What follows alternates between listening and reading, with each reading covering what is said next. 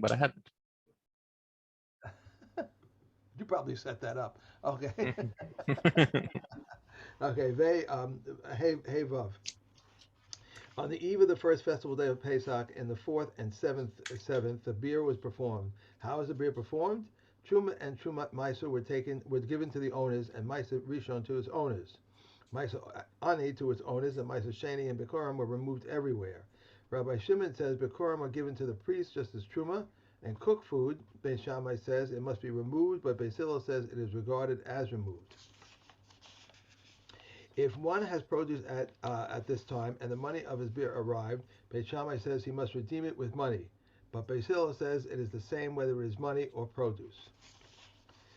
Rabbi Yehuda said, at first they used to dispatch the householders to the provinces. Hasten and prepare your produce before the beer season arrives, until Rabbi Akiva came and taught that all produce that had not been reached the tithing season was exempt from beer. Okay. Okay. Mishnah Tes. Misha Yuperosav Rechokim Mimenu. Okay, so it comes the time of Biur, and this guy wakes up or whatever for whatever reason he suddenly wakes up and discovers that he has produce that needs Biur. Or that is Maaser Sheni, that's something that needs to be given to a Truma or Maaser Rishon, that has to be given to a Kohen or a Levi. He has to do it from a distance. And now comes a famous story where this happened apparently to some of Chazal. Um, Maaser b'Rabban Gamliel v'Hazakenim shayu ba'in b'sfina. So they were on a ship and they were coming back to Eretz Yisrael. And I think there were a few stories about this voyage from the ship where they were coming, and clearly this is Erev Yom Tov, this is Erev Pesach, that all this is happening. And they need to get rid of all of the produce that they have. Now, there are other Mishnayos, by the way, with all of these people sitting on the ship and handing things over. There was another one in Erevin where they had where they wanted to know if they could get off the ship or not, and because they arrived after it was already Yom Tov, and Rabbi Gamliel said that he had seen that they were close to shore before Yom Tov came in. So I think that's probably the same from the same incident. There was Anyway, so also hmm? a story in I just forgot where it was. It was no, it wasn't Sukkah. Yeah, I think talking about Sukkah on the boat. They were talking. Right, but it wasn't with these specific Tanaim sitting on the ship. We did talk about what happens if you have a sukkah on a ship. Right, right. Yeah, but it's not Not the that's same. just sort of a general case. Here we're talking about Maaser Shahaya. So it happened when Rabban Gamliel and the Zakenim were coming on the ship. Amar Rabban Gamliel. So Rabban Gamliel wakes up and says, "Oi, I've got a bunch of produce that has to be disposed of." Isur Shani Asid Lamod. He says the 10th part that I have to take out for obviously he must have already taken out the truma, but he hadn't yet given out the maser rishon and the trumas maser. So he says Isoshani asid lamod nasun leoshua. That 10th part is given to Rabbi Yeshua, who was a Levi. Okay, umakoma muskarlo, and the place that it's resting on is hereby rented to him, because now how's he going to take possession of it if it's too far? He can't take possession of it. So what does he do? He uses the kinyan agav karka, because when you purchase land, you can also purchase the movable objects that are on the land. Normally, movable objects have to be acquired with a mashicha, hakba, some sort of physical kinyan on the object. How's he going to do it in distance? By renting the land to him as well.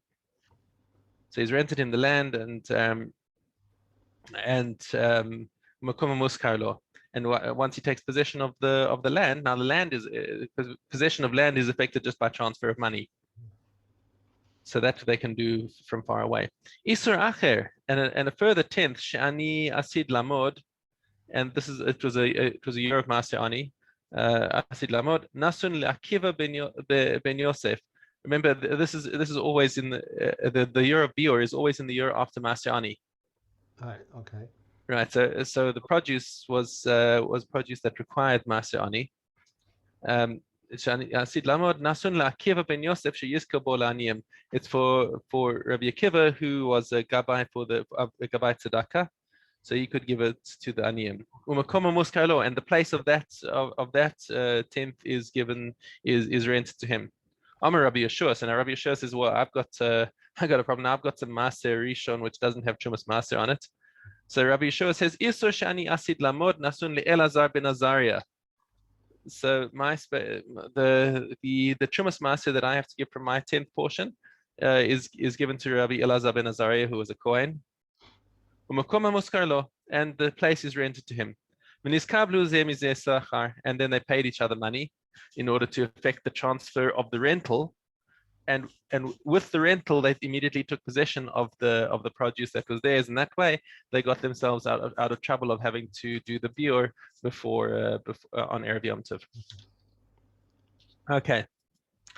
B'mincha b'Yom Tov ha'achron hayu misvadin.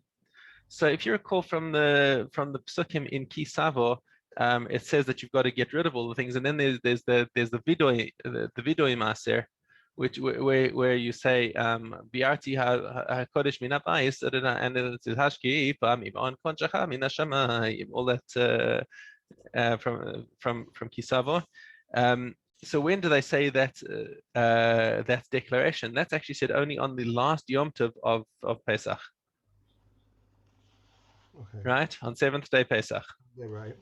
Okay, so they did the actual biur a week before, and then 1 week later they actually do the vidoi mastros. Ketzad haya vidoi. So how did they do it? He would make the declaration, Biarti hakodesh min habayis. Ze Maaser Sheni ben Netar Ravai. So the kodesh that he has to get rid of is Maaser Sheni and Netar Ravai. The Sativ Levi, I've also given it to the Levi, Ze Maaser Levi, right? That's the Maaser Rishon. Gamne Sativ Zot Chuma Uchumas Maaser, and I've also given it is referring to the Gamne Sativ. It means he's also including to the Kohanim the portion of Chuma and Chumas Maaser. Lager la Yasam val Almana, to giving it to the convert and to the orphan and the widow. Ze Maaser Ani. Haleket v'ashicha v'peah. And also leket shicha and peah, afal pi she'enan ma'akvin es avido. Even though leket shicha and peah are not ma'akev, so even if he didn't give leket shicha and peah, he can still make the vidoy, because leket shicha and peah, there's no verb of to give. You don't give leket shicha and peah, you leave it. Whereas at Maaser Ani, you have to give, but leket shicha and peah are things that you leave in the field, and the aniyim have to come and take it. Okay, so therefore those things aren't ma'akev. They don't prevent you from saying the video if you didn't do them. Min habayis, and what is the words min habayis? That's referring to challah that also has to be given to a kohen. So the next Mishnah continues on the video. According to the mitzvah that you've commanded me, im hikdim maaser sheni lerishon, if he messed up and did the maasros in the wrong order, then he cannot say the maaser. He cannot say the vidoi because he hasn't done it. He has to have done it the correct way. However, Kahati points out that that only refers to if he did the maasros in the wrong way. If he did maaser sheni before maaser rishon. However, if he did truma, if he did maaser before truma, he still can do the confession because because at least the maaser was according to the tikkun. Right, Vavidoi is only on Vavido Eino ala Truma ela ala Maasros. It's only on the Maasros, not on the Truma. It's not because there's no explicit mention of Truma inside the Vidoi. Okay, carries on. Lo avarti mi mitzvasecha. I have not transgressed your mitzvahs. Lo hifrashti mi min al she'ena mino. That would have been a negative to take from the wrong species from different species on the things that sort of cross-taking Trumas and Maasros. And also you're not allowed to take from that which is still attached to the ground in order to exempt that which has been already harvested. Or vice versa. And not from different years' harvests. Right? If they have different years' harvests, you can't take from one on the other. V'lo shachachti, I have not forgotten. Lo shachachti mi levarechecha ulehazkir shimcha alav. What does that mean? It's that I have not forgotten to bless you and to mention your name on all of these mitzvahs, right? Because somebody who takes truma and maaser says makes a bracha of a shekedushan of mitzvah savitzivanu lafresh truma samasras. However, even though these brachas are midrabanan, nonetheless, they had an asmachta. An asmachta is like when you have a din drabanan that's based on the pasuk in the Torah, because it's like a hint Right. that Chazal said, we have a hint here that sounds like we need to make a bracha. So they made a bracha based on this.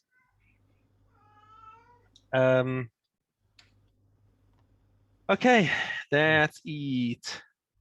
So it's another bracha. That's another mitzvah that they can't do in Kutz or make this confession.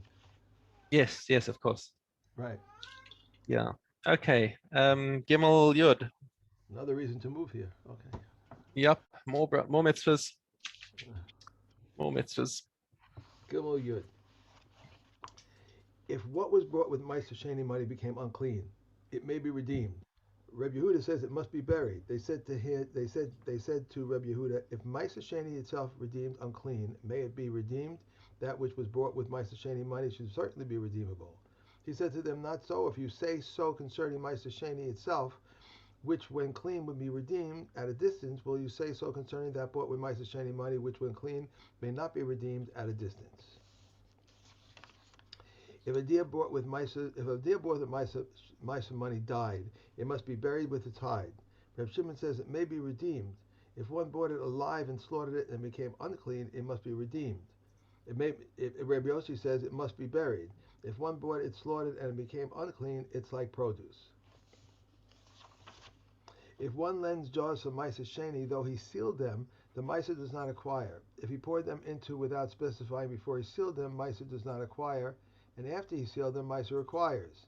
Before he sealed them, they are offset in 101. After he sealed them, they render holy any quantity. Before he seals them, he may set aside truma from one for all. After he sealed them, they must set aside for each one. All right. Trumas tes vav. Right? No. No. Oh, yeah, tes vav. That's correct.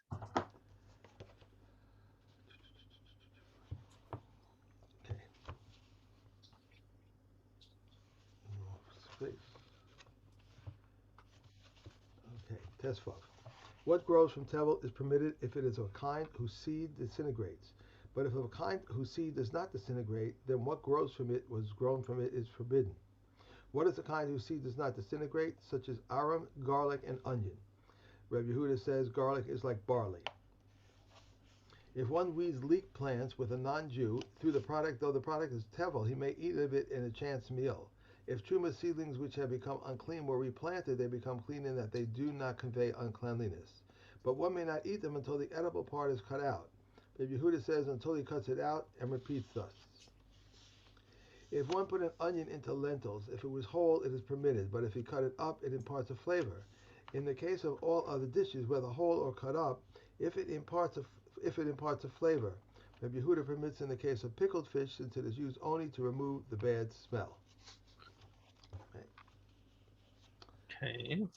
My. Demai, hey.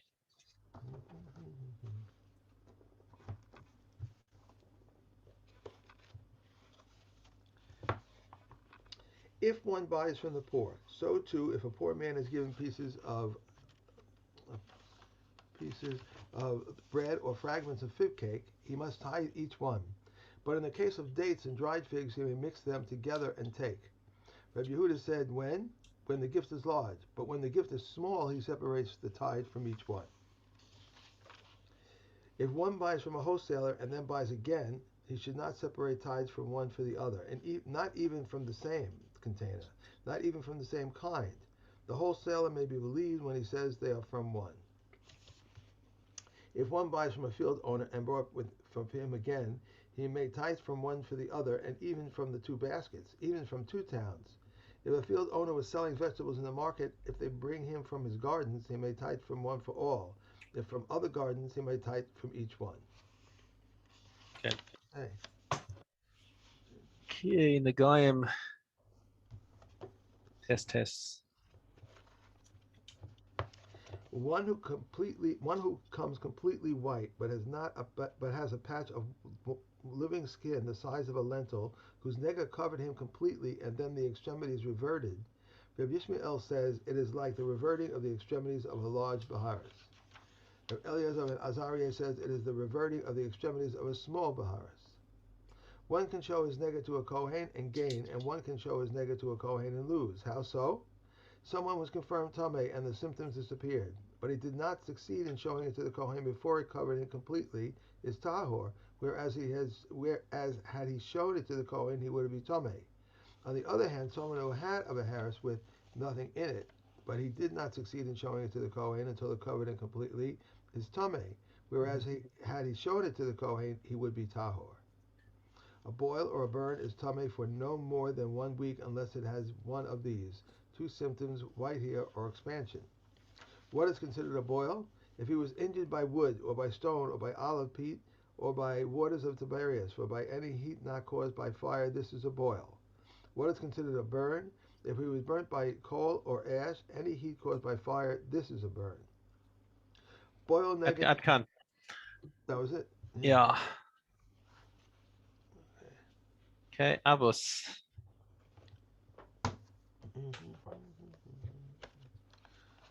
Okay. Rabbi Yaakov says, the world is similar to an antechamber before the world to come.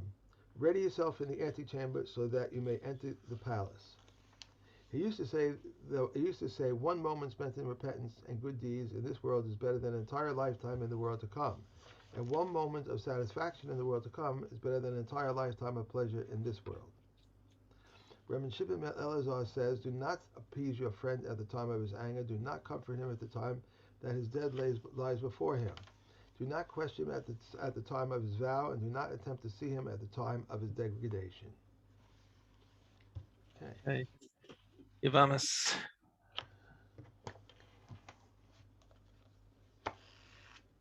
Good Dalit Vav. All right. Let's write this down because this is broken up different than yours. Yeah, that's right. It's from Shnei Achim Echad Cheresh Echad Bikach. So Right. 2 brothers, one of whom is deaf mute and one of whom is. Right. If 2 brothers one a deaf mute and one competent, were married to 2 sisters, one a deaf mute and one competent, and the deaf mute husband of the deaf mute sister died, what should the competent husband of the competent sister do? Nothing, because she is released as his wife's sister. If the competent husband of the competent sister died, what should the deaf mute husband of the deaf mute sister do? He must discharge his wife with a bill of divorce, and his brother's wife is perpetually forbidden. Right, because she can't do a chalitza on the cheresh. Right, the only way she ever gets released is if he dies. Let me know, by the way, when this breaks up into the next. Yeah, sure. Right. It's only the last case will be left for tomorrow. Okay. If 2 brothers, one a deaf mute and one competent, were married to the 2 unrelated competent women, and the deaf mute husband of the competent wife died, what should the competent husband of the competent wife do? He may perform either chalitza or yibum. If the competent husband of the competent wife died, what should the deaf mute husband of the competent wife do? He should marry her, and he may never divorce her. If Right. If 2 competent brothers were married to 2 unrelated women, one competent and one deaf mute, and the competent husband of the deaf mute wife died, what should the competent husband of the competent wife do? He should marry her. If he then wishes to divorce her, he may if the competent husband of the competent wife died. What should the competent husband of the deaf mute wife do? He may perform either chalitza or yibum. That's it. That's it. Okay. Okay. All right. So, do you get passports for the kids yet? Yeah, sure. They've got passports. They have already. Just in Yeah, case? yeah. I'm sure things are pretty hectic over there at the passport office. So. Yeah. You know. Okay. All Have right. a lovely day. You too. Thank you. Be well. Bye.